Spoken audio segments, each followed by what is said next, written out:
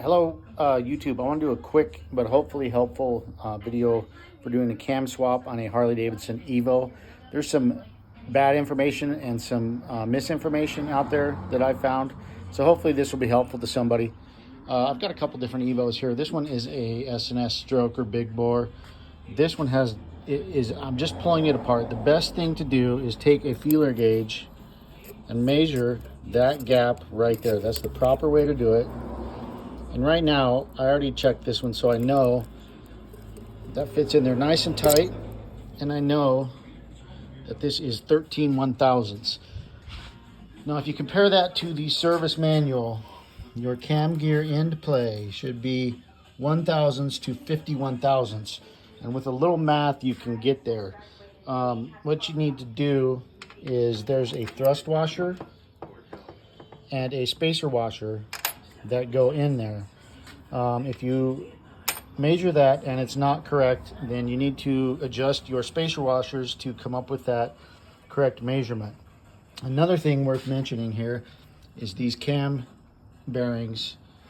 You can see the spaces here where the rollers are not all the way, they're not full of rollers. It's got a little spacer in there.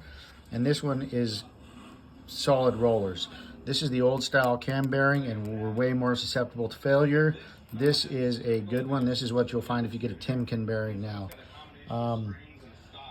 Also, the other thing worth mentioning here is the gear sizing on these. If you look at, this is an Andrews sheet, but you'll see that you need to measure these with pins. You get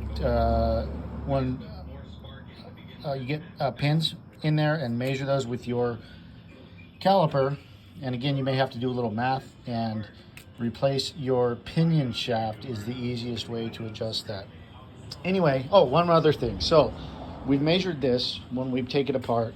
Now when we go to put it back together, you need to put it together with the gasket and check it again.